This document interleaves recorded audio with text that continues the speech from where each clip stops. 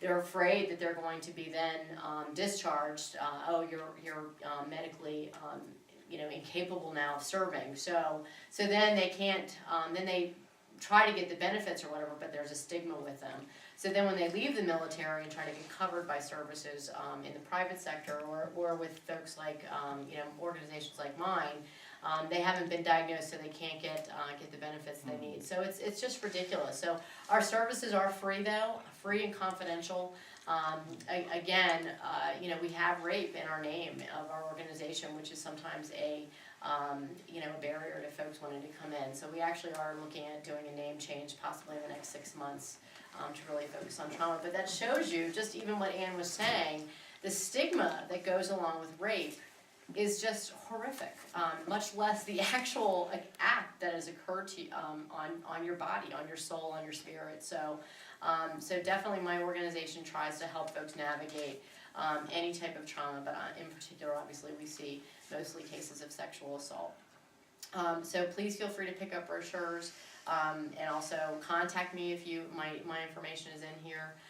Certainly, I have business cards as well if you want to come to me individually. But I wanted to thank Ann for raising the awareness of this. It is a horrific crime. It's so much more different than getting assaulted and getting your purse stolen or your wallet picked or whatever. It's something that stays with you for the rest of your life because it is a violation of yourself, of your identity, of your spirit, and we are here to help. So please let me know if you have any other questions. Thanks. Thanks, Amy. Thank you. Do you have any questions for Diana? I'm going to just ask you, how many people call into your hotline a month? It varies so much, and obviously the holidays tend to be a rougher time for trauma, just dealing with any type of sexual assault. But we get about 100 calls a month into our hotline. Some of it is immediate sexual assault, immediate emergency. We even do have a sexual assault nurse examiner at our facility, so you don't have to go to an emergency room. You can actually come right to our facility and you'll be met with a nurse and a victim advocate right at our facility. But the actual sexual assault trauma treatment that we provide, about 50% of our folks that come in have been sexually assaulted. So, and we see for trauma treatment about 1,200 folks unduplicated a year. So if you think about that, 600 of those have to do something with some type of sexual assault in that person's life at some point. And that's a very generalized statistic, kind of annual or over a course of 5 years, giving you that data, averaging it out for you.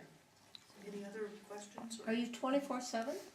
Our hotline is 24/7. Our services, though, our trauma treatment is pretty much between Monday through Friday. But you can come in, you can get an appointment with somebody within 24 hours. So we have barely any waiting list, which is nice. And the reason why that's the case is a lot of times with sexual assault, when someone has been sexually assaulted and comes into the traditional model of counseling, there's a 3-week waiting list, and they end up being in counseling for months and months, sometimes years. And truly, the cognitive behavioral therapies that are evidence-based in helping with post-traumatic stress disorder are short-term. It's teaching you coping skills that you can keep with you, and then if you do need reminders to come back if you're feeling an overwhelming experience or situation, you can. But so it's fast. We see you within. We assess you first for trauma. And then we bring you in, and you'll have an appointment within 24 to 48 hours.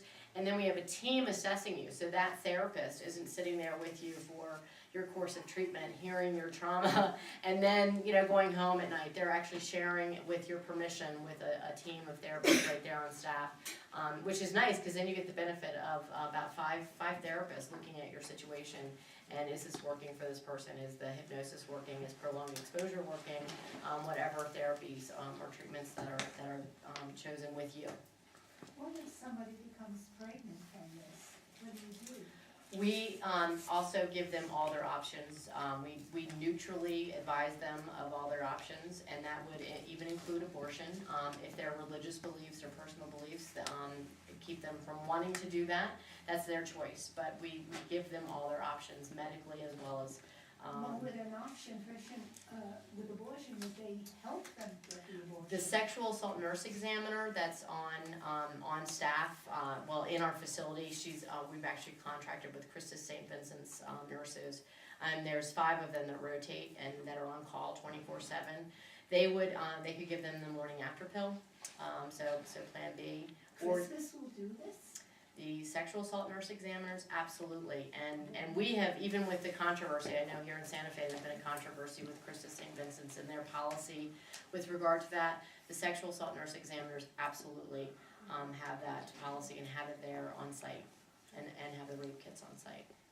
Yes, Do sir. you have any idea of any comparison with communities about the same size as Santa Fe in terms of incidence of rape?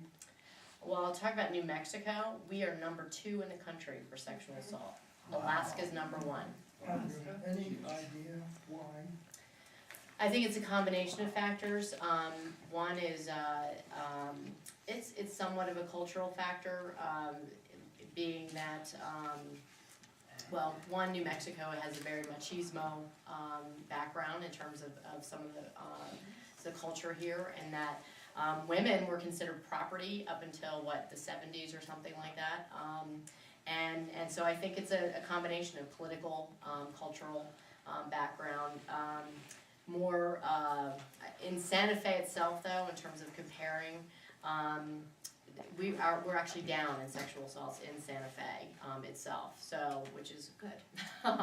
But then we had a situation like Las Vegas last year with the boys, the football team, where our center is working with those families and helping them even through the justice system. But that was just horrific for those families. And Las Vegas hasn't changed. Las Vegas, the parents and even the community and even the school system is in denial that we don't need to change, we don't need outreach, we don't need education, and it's like, you absolutely do. So this is not right. Is there a statute of limitations on rape, and do you help someone prosecute somebody? With children, actually, there's not. And yeah, we will, as victim advocates, help them through the process. With adults, we will also help them through the process. And I'm going to get this probably wrong, but I can follow up with you certainly. But it is, once it's actually reported or disclosed or even remembered, because a lot of times, remember, with trauma, a victim may sometimes just be blocking it out.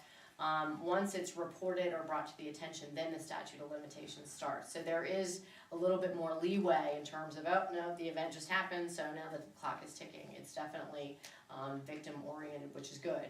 And I can give you the specifics on that law if you want to email me. I'd be glad to. Okay. Anybody have any other questions? Well, thank you so much, Donna. Thank you. Working with the rape crisis center here in Santa Fe is something that we all could do, whatever community we come from, because it's a tough job, and I respect so much all of you all who, you talk about needing treatment for PTSD. All of these healthcare providers that every single day are listening to the terrible things that happen to people. So we really appreciate what you do, because it's a tough situation to try to help all these people that have been so badly injured. And then on the other scale of what you do about these young women, men and women that come from your community, but then they're uprooted and they're halfway around the world. They're outside your control if you're parents, and these things happen to them. Certainly, making sure your congressmen and women know that you're concerned about this, because we finally gotten the Congress to start having hearings on sexual assault, and there'll be another one in November, and this will be the 4th one that we've had in about 18 months. So we've just, I have an email list that whenever I see any articles dealing with any sort of sexual assault, rape, or any of this stuff, I've got an email list that has about 30 people in the congressional staffers whose congressmen and women have expressed interest in this. And we bombard them with this stuff so so that they know that this is an ongoing problem. And we need congressional